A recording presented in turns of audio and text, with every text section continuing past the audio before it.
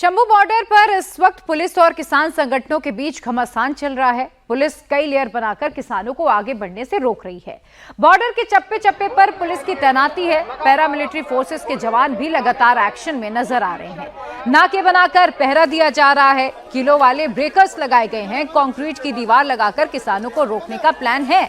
Shambhu border पर 3 layer की barricadings की गई हैं ताकि किसान आगे कदम ना बढ़ा सके। लेकिन अगर बावजूद इसके किसान जैसे ही आगे कदम बढ़ाते, इसके बाद पुलिस की ओर से टीयर गैस फायर कर दी जा रही है। शंभू बॉर्डर पर इस वक्त कैसे हालात बने हैं, किसान किधर है, पुलिस कहां है और किसान किस रास्ते से जाना चाह रहे हैं, मैप के जरिए मैं आपको समझा रही हूं। जिस जगह पर किसान धरने पर बैठे हैं वो एरिया पंजाब में आता है, जो कि शंभू बॉर्डर का है, और किसान यहीं पर पिछले 9 महीनों से डेरा डालकर बैठे हुए हैं। किसानों ने धरना स्थल के पास ही एक टीन शेड बना लिया है और उससे आगे पुलिस की कुछ ही दूरी पर बैरिकेडिंग्स हैं, क्योंकि आगे हरियाणा की वहां से सीमा शुरू हो जाती है। हरियाणा बॉर्डर से थोड़ा पहले ही पुलिस ने अपना शेड बनाया हुआ है ताकि किसान आगे ना बढ़ सके। लेकिन किसान आगे बढ़ने की लगातार कोशिश कर रहे हैं। किसान नेता सरवन सिंह पंढेर ये कह रहे हैं कि 101 किसानों का ही जो जत्था है वो दिल्ली के लिए कूच करेगा। लेकिन पुलिस कह रही है कि आप पहले परमिशन दिखाइए, जिन किसानों 101 किसानों की जो लिस्ट है वो हमें दिखाइए, हम वेरीफाई करेंगे और उसके बाद आपको आगे बढ़ने की इजाजत दे दी जाएगी।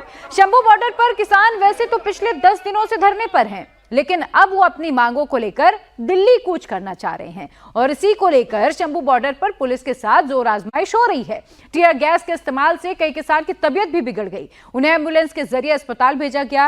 अब जरा उन मांगों पर भी आप नजर डालीजिए जिन मांगों को लेकर किसान धरने पर बैठे हुए हैं। किसानों की ये मांग है कि फसलों की एमएसपी पर खरीद की गारंटी के लिए कानून बने। दूसरी मांग यह है कि स्वामीनाथन आयोग की रिपोर्ट के हिसाब से कीमत तय हो और इस आयोग ने खेती की लागत में 50% रकम जोड़कर एमएसपी देने की सिफारिश की थी।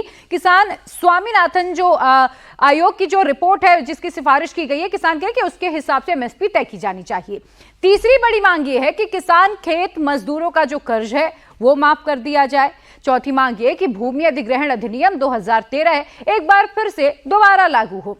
पांचवी मांग ये है कि विद्युत संशोधन विधेयक 2020 को रद्द कर दिया जाए और अगली मांग ये है कि लखीमपुर खीरी कांड के जो दोषी हैं उन्हें सजा मिले। किसान की इसके अलावा और मांगे ये हैं कि जिन किसानों की किसान आंदोलन के दौरान मौत हुई थी उनके परिवार को मुआवजा दिया जाए। तो कुल मिलाकर 13 मांगे किसानों की ओर से रखी गई हैं।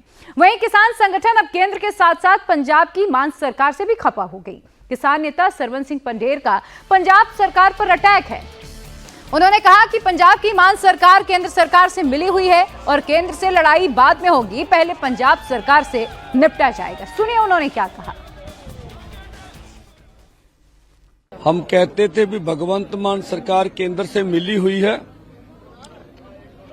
और जिस तरह से मीडिया को रोका जा रहा है ये बहुत निंदनीय है। मुख्यमंत्री साहब सामने आए, केजरीवाल साहब सामने आए और बताएं हमें कि आप मीडिया को क्यों रोक रहे हैं। आप केंद्र से मिले हुए हैं, आप बोलते हैं हम किसान मजदूर के साथ हैं। अगर आप लोग किसानों मजदूरों के साथ हैं तो मीडिया को क्यों रोका जा रहा है, क्यों मीडिया को आगे नहीं जाने दिया जा रहा। तो आज भगवंत मान सरकार का चेहरा नंगा हो गया है। हम केंद्र के खिलाफ थे, अब पंजाब सरकार के खिलाफ। पहले पंजाब सरकार से निपटते हैं फिर बात करेंगे। और मेरे सहयोगी पुनीत परिंजा लगातार शंभू बॉर्डर से इस पूरे इंसिडेंट को कवर कर रहे हैं। पुनीत का मैं रुक कर लेती हूं। पुनीत, फिलहाल क्या चल रहा है, क्योंकि हम देख रहे हैं कि सुबह से ही पुलिस और किसानों के बीच जो टकराव है बढ़ता जा रहा है। देखिए, बहरहाल यहाँ पर पूरी तरह से शांति जो है अभी फिलहाल तो बनी हुई है। मैं अगर आपको सामने तस्वीर दिखाऊं तो आप देखेंगे कि किसान जो है वो जो पुलिस की अस्थायी चौकी है उससे थोड़ी पीछे, कम से कम 20 मीटर पीछे पहले थोड़ी देर पहले बैठे हुए थे, अब खड़े हुए हैं। लेकिन कमोवेश इसी तरह की स्थिति है। ना तो पिछले काफी समय से टीयर गैस का इस्तेमाल यहाँ पर किया गया, ना पानी की बौछार की गई। हाँ, अभी थोड़ी देर पहले फूलों की बारिश जो थी वो जरूर की गई। जो पैरामिलिट्री फोर्स या हरियाणा पुलिस के जो जवान हैं उनके द्वारा फूलों की बारिश जो थी वो किसानों के ऊपर की गई।